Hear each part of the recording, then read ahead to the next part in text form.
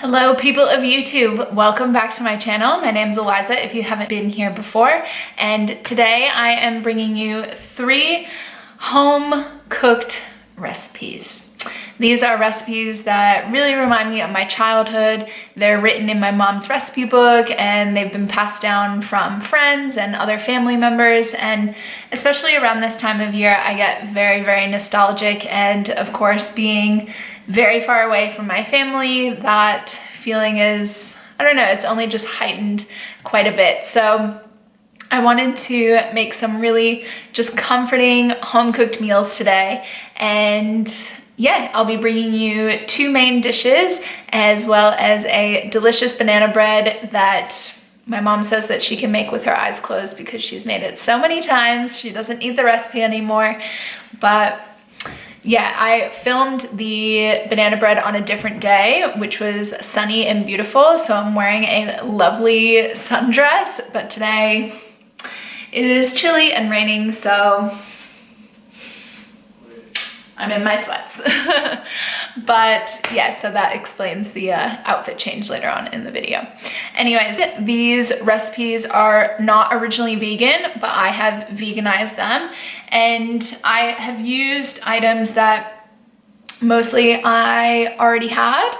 So for one of the recipes, it's a chicken recipe, for example, I just have tempeh in my fridge, so that's what I'm going to use, but you are more than welcome to use a different substitute, whether you prefer a faux meat substitute or simply just tofu or chickpeas even, whatever floats your boat, you are more than welcome to use that. So let's get into the recipes.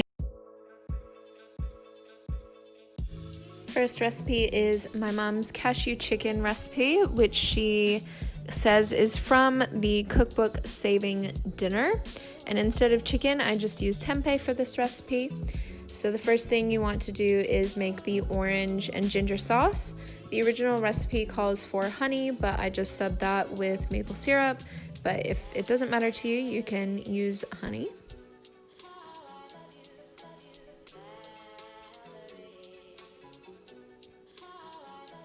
The recipe calls for cornstarch as well, which helps just to thicken up the sauce really nice once it hits the heat.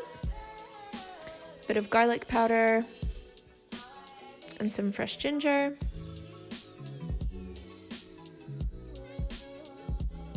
And I just whisked that until it was all combined and just set that aside.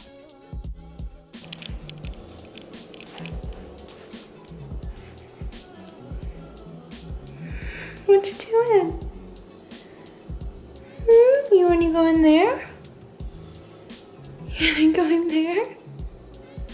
Okay, back to the recipe. So I started by chopping up some spring onions or scallions and half moon carrot, as well as some celery.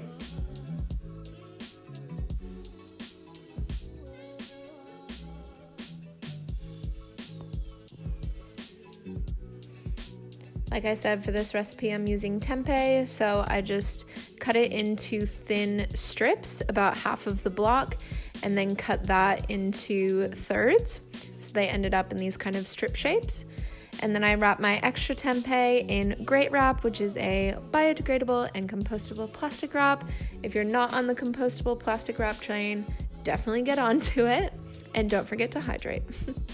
So in a pan, I just added some olive oil and the celery and the carrot and spring onions.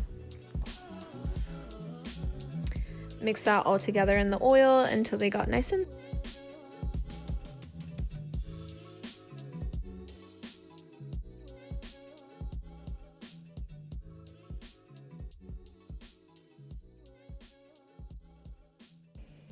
And then once that was done, I set the veggies aside and added some more oil to the pan and dropped the tempeh in and just let them fry on both sides until they were nice and brown. Really just a couple of minutes will do to get them nice and crisp.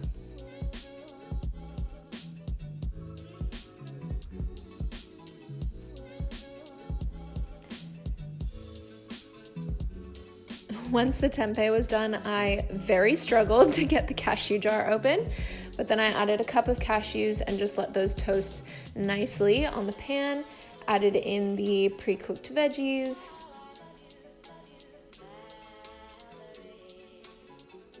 as well as our orange ginger sauce. Just dump that in all over everything.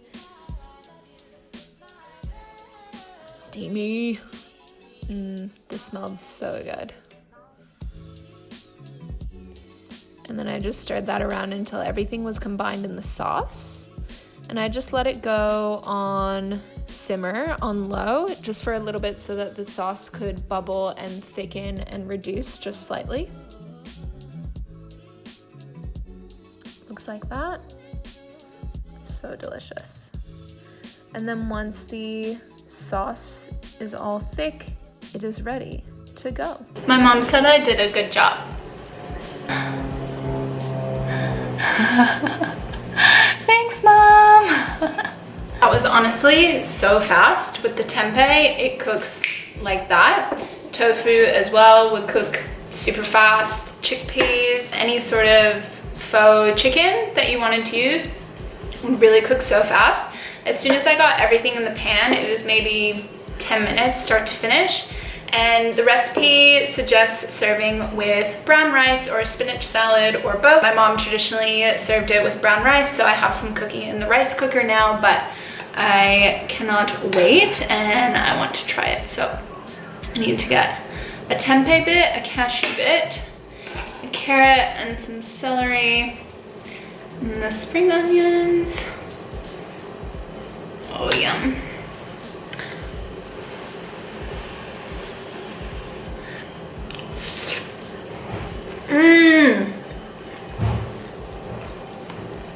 Oh, yum. Tastes like, just like Mama's. Oh, that sauce. So thick and very, very orangey, but not overpowering. And the ginger is just right. The cashews give a nice little crunch. Oh my God. This is traditionally like my mom's weeknight staple. I would say she probably makes this once a week or once every other week. Such a quick, easy, and cheap meal to do. And now I will be adding this to my weeknight rotation. Delish. Next recipe on the rotation is my grandma Betty Strock's hamburger macaroni recipe.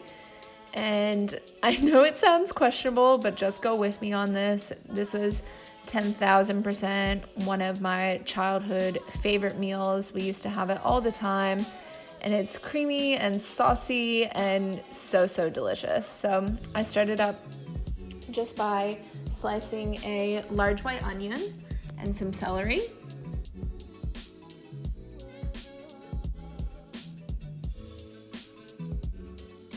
And I use this Veggie Delights savory mince. You can use whatever mince you can find.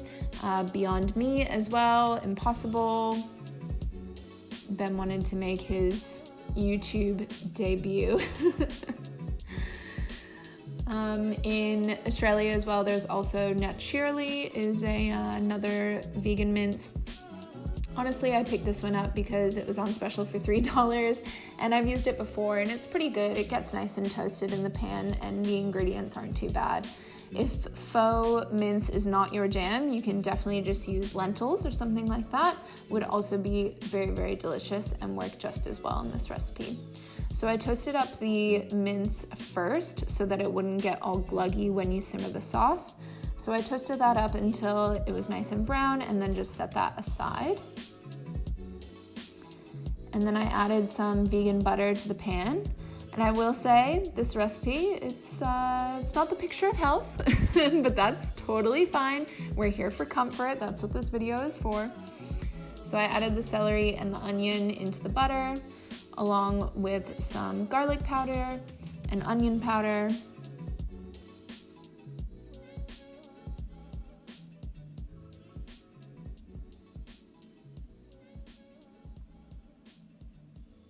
And just give that a good stir until the spices combine and everything smells really good. And then I added some dried oregano and gave that another stir just to bring out the flavor. Secret weapon, ketchup.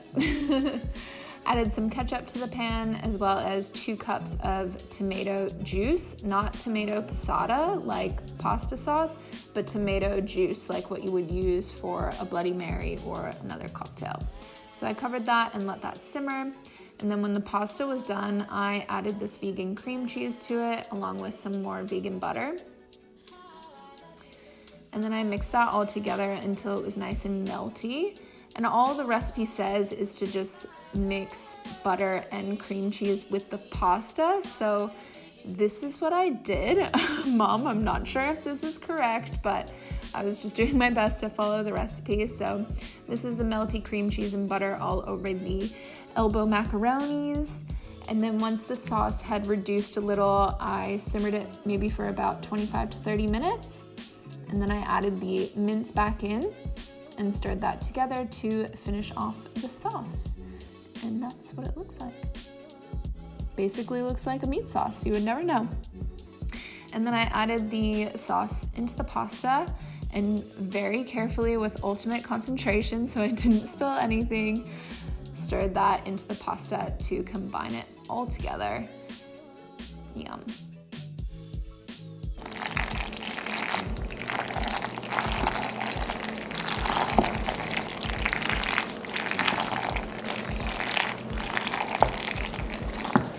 Okay, let's try this.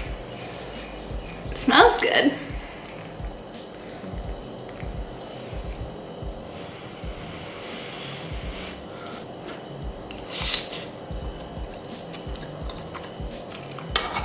Honestly, that is delicious. It brings me right back, sitting around the table with my parents, my brothers. This is definitely kid approved. We ate this a lot when we were younger.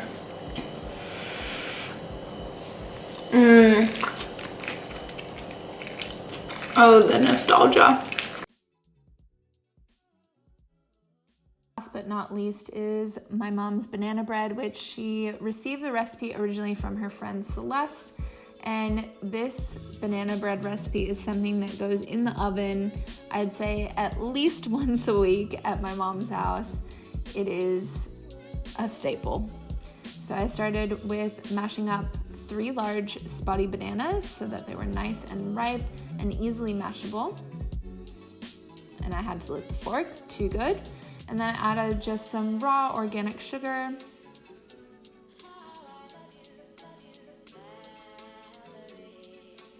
a flax egg instead of a traditional chicken egg, and then about half a cup of some vegetable oil, bit of salt, and some flour. And you could definitely substitute the plain flour for a gluten-free flour if you need. Just some baking soda and vanilla extract. And that's it, fam. Just stir that up until well combined, and you get a nice, soft, delicious banana bread batter. And then I added that to a baking dish, just a loaf dish. And the oven was preheated to 350 Fahrenheit, so it's like 190 Celsius. And of course, the best part about baking is licking the wooden spoon, and vegan baking is just, you know, no salmonella, which is just great. And then, of course, when the banana bread is done an hour later, a dance is necessary because it smells so damn good, looks so damn good, and I really had a hard time letting this cool before I wanted to slice into it and eat it so much.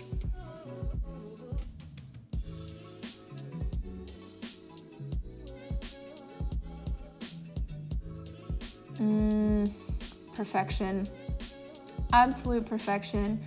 And honestly, my face says it all. Highly recommend keeping it warm, slathering a bit of vegan butter on it, or some peanut butter, almond butter.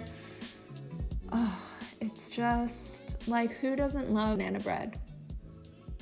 Sit. Ah, gentle. Good boy.